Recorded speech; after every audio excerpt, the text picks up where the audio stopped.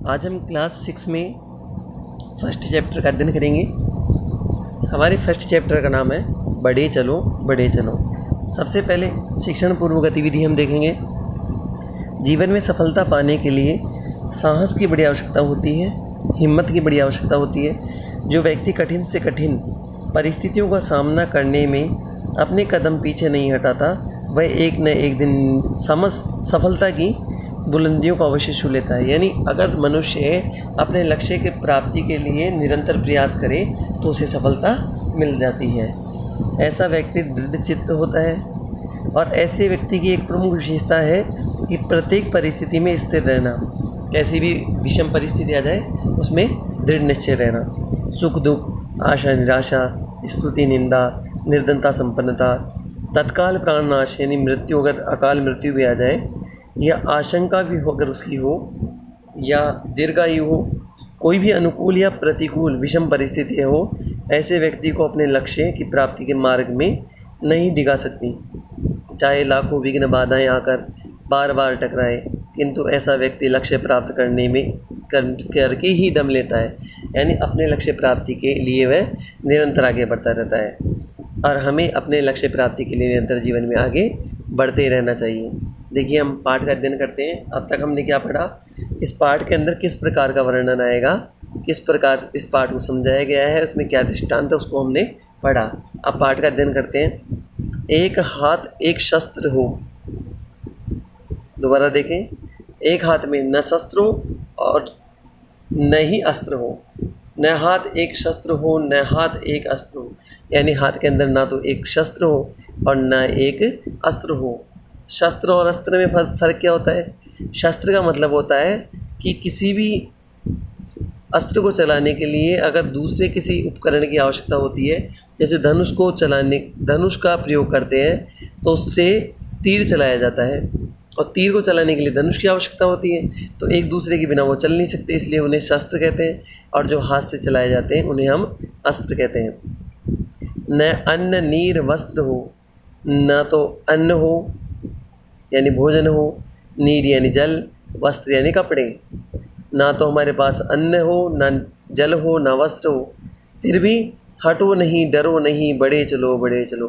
फिर भी हमें हटना नहीं है, डरना नहीं है और आगे से आगे बढ़ते हुए चलते रहना चाहिए।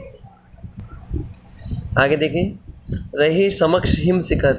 चाहे हमारे सामने बर्फ़ के पहाड़, हिम यानी बर्फ़, शिखर यानी पर्वत, आप बर्फ़ के पर्वत ही हमारे सामने क्यों ना हो, तुम्हारा प्रण उठे निकर।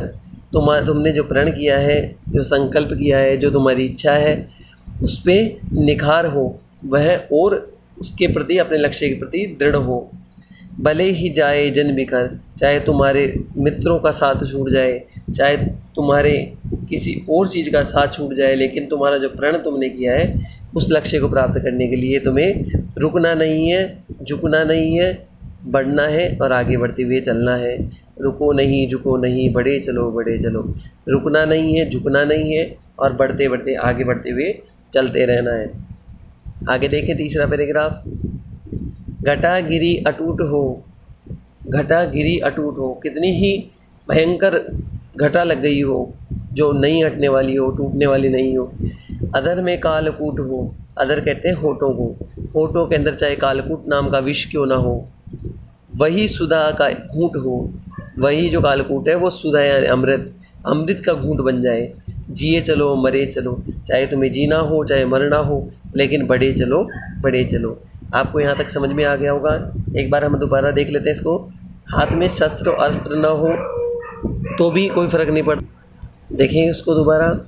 हाथ में शस्त्र हो चाहे अस्त्र ना हो, शस्त्र भी नहीं हो, अस्त्र भी नहीं हो, चाहे हमारे पास में अन्न नहीं हो, जल ना हो, वस्त्र भी नहीं हो, फिर भी हमें हटना नहीं है, डरना नहीं है और आगे से आगे हमें बढ़ते चलते रहना है। हमारे चाहे सामने बर्फ़ के पहाड़ हों, चाहे हमारा जो प्रण हो, अगर ऐसी परिस्थिति आ जाए तो उसमें फिर भी निखार होता रहे। चाहे लोगों का समूह हमें छोड़ जाए, फिर भी हमें रुकना नहीं है, झुकना नहीं है और निरंतर गति से हमें आगे बढ़ते हुए चलना है। घटा घिरी अटूट हो। अगर बिना टूटने वाली घटा भी अगर गिर जाए, चाहे हमारों होठों के ऊपर कालकूट नामक विषय हो, चाहे कैसा भी विष हो, लेकिन वो भी सुधा के समान लगे, अमृत की घूंट के समान लगे। हमें जीते हुए मरते हुए कैसे भी प्रयास करते हुए निरंतर गति से आगे बढ़ता हुआ चलते रहना है। निरंतर अपने लक्ष्य प्राप्ति के लिए आगे हमें निरंतर बढ़ते हुए चलना है। आगे देखिए इसमें, गगन उगलता आग हो, गगन यानी आकाश, आकाश से चाहे कि आग ही क्यों ना बरस रही हो। छिड़ा मरण का राग हो, चाहे मरने की राग ही क्यों ना छिड़ गई हो। राग का मतलब होता है सरगम, चाहे मरने की अगर सरगम भी छिड़ गई हो तो भी हमें कोई फ़र्क नहीं पड़ता। लहू का अपने फाग हो, लहू की हम चाहे होली क्यों ना हमें खेलनी पड़े, लेकिन फिर भी अड़े रहो, गड़े रहो, बढ़े चलो।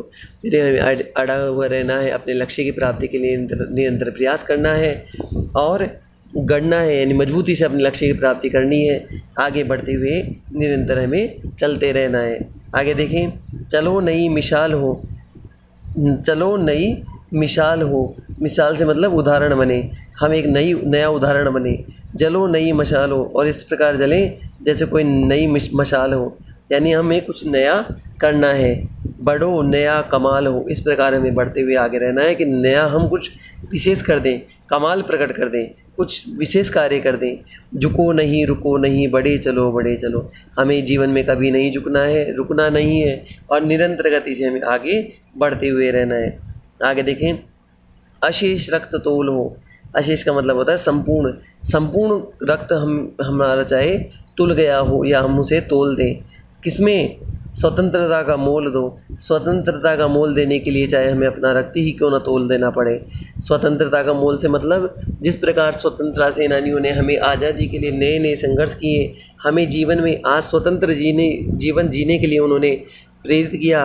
अगर उनका ऋण हमें चुकाने का अवसर मिले तो चाहे हमारा रक्त ही उनके रक्त के बराबर क्यों ना हो, हम अपना संपूर्ण रक्त देने के लिए, भारत माता का अस्तित्व बचाने के लिए, भारत माता की रक्षा करने के लिए हम अपना बलिदान भी देने के लिए तैयार रहें। कड़ी युगों की खोल दो, ये जो निरंतर कड़ी है, जो दरवाजे बंद है, लोहे की जो जंजीर है, जो युगों से चली हुई आ रही, उनको हम तोड़ दें। क्योंकि डरो नहीं मरो नहीं, बढ़े चलो। हमें किसी प्रकार का डर नहीं हो, हम मरे नहीं, और निरंतर गति से हम आगे बढ़ते रहे, जीवन में सफलता को प्राप्त करते रहे। आगे देखिए क्वेश्चन आ रहा है हमारे पास में, कवि ने किसके मोल में संपूर्ण रक्त को तोल देने के लिए कहा है? किसके मोल में? स्वतंत्रता के मोल में। हमने यहाँ पढ़ा था स्वतंत्रता के मोल में। अगला देखिए सेकंड क्वेश्चन है, कवि ने कालकूट कहकर किसे संबोधित किया है? कालकूट कहते हैं विष को, विष से तात्पर्य होगा शत्रुओं से। आगे देखिए, समूह के लोगों के बिखर जाने पर व्यक्ति को क्या करना चाहिए? अपने लक्ष्य की तरफ ध्यान रखना चाहिए और अपने लक्ष्य से कभी भी पीछे हमें नहीं हटना चाहिए। देखिए कवि परिचय एक बार देख लें हम। श्री सोहनलाल द्विवेदी जी का जन्म 22 फरवरी 1906 को कानपुर के निकट बिंदकी नामक कस्बे में हुआ था। कानपुर में इनका जन्म हुआ।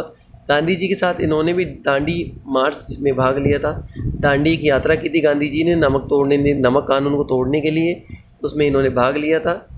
इनकी प्रमुख रचनाएं हैं पूजा गीत, युगधार, विषपान, बासंती, चित्रा आदि। वे बाल साहित्य के महान आचार्य थे। इन्हें पद्मश्री की उपाधि मिली। इनका निधन 1 मार्च 1988 को हुआ था। आज का कार्य हम अध्ययन का यहीं तक करेंगे। नेक्स्ट वीडियो में हम क्वेश्चन आंसर को हल करेंगे। इस पार्ट को एक बार आप दोबारा पढ़ें, समझें, और फिर भी अगर आपको समझ में नहीं आता है तो ये वीडियो आप दोबारा सुने, जिससे आपका ये जो पार्ट है वो आपको सही तरीके से समझ में आ जाए। आज का कार्य यहीं तक रखेंगे और आपका जो होमवर्क का जो गृह कार्य का है वो हम नेक्स्ट वीडियो में हल करेंगे।